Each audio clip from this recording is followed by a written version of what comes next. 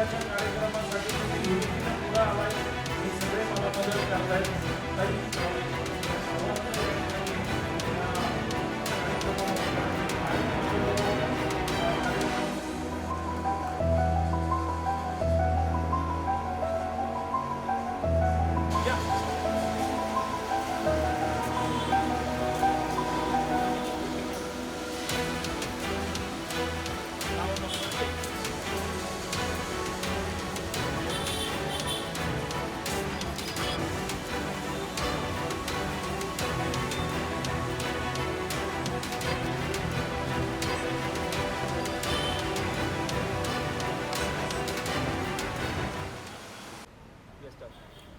नमस्कार, मी गिरीश खत्री.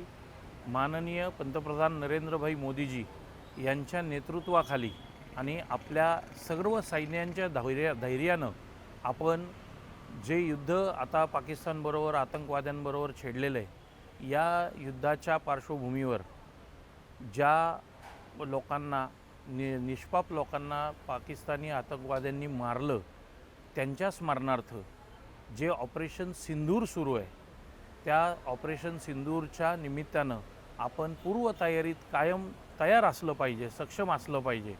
या सर्व सैनिकांचा आपल्याला अभिमान आहे आणि म्हणून आज रविवार मदर्स डेच्या दिवशी आम्ही रक्तदान शिबिराचं आयोजन केलेलं आहे आणि या रक्तदान शिबिराचं उद्घाटन संतोषजी जगदाळे जे त्या आतंकवादी हल्ल्यामध्ये शहीद झाले, त्यांच्या सपत्नी माननीय श्रीमती प्रगतीताई जगदाळे आणि त्यांची कन्या जी अत्यंत धैर्यानं बाकीच्या घरच्या मेंबर्सला घेऊन पुण्यामध्ये आली आणि तिने अत्यंत धैर्यानं शौर्यानं ह्या सगळ्या परिस्थितीला लढा दिला, अशी आसावरीताई यांच्या हस्ते आज उद्घाटन करून आपण रक्तदान शिबिराचं आयोजन केलेलं आहे, उद्घाटन केलेलं आहे आणि अत्यंत उत्स्फूर्त प्रतिसाद या शिबिराला लोकांकडून मिळतो आहे. भारतासाठी माझ्या रक्ताचा एक एक थेंब असावा, तो वापरला जावा, अशा भावनेतून लोक रक्तदान करतायत. आणि संघामध्ये शाखेमध्ये आम्ही जी काय संस्कार आमच्यावरती होतो की 13 वैभव अमर रहे मा, हम दिन चार रहे ना रहे, अशी सर्वांची आमची भावना आहे.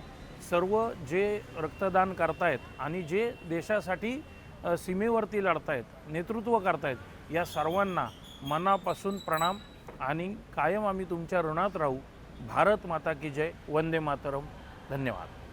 पहलगाम हल्ल्यात माझ्या वडिलांचा मृत्यू झाला, ते शहीद झाले. त्यांच्यासोबत आणखी 25 लोक त्या 22 एप्रिलच्या दिवशी मृत्युमुखी पडले टेररिस्ट अटॅकमुळे.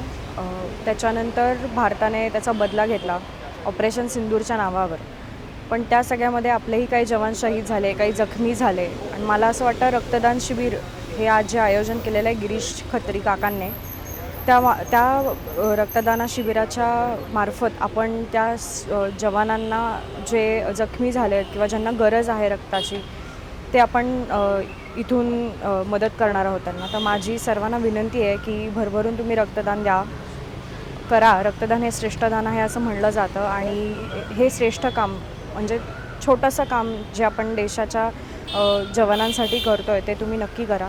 हीच माझी सगळ्यांकडे विनंती.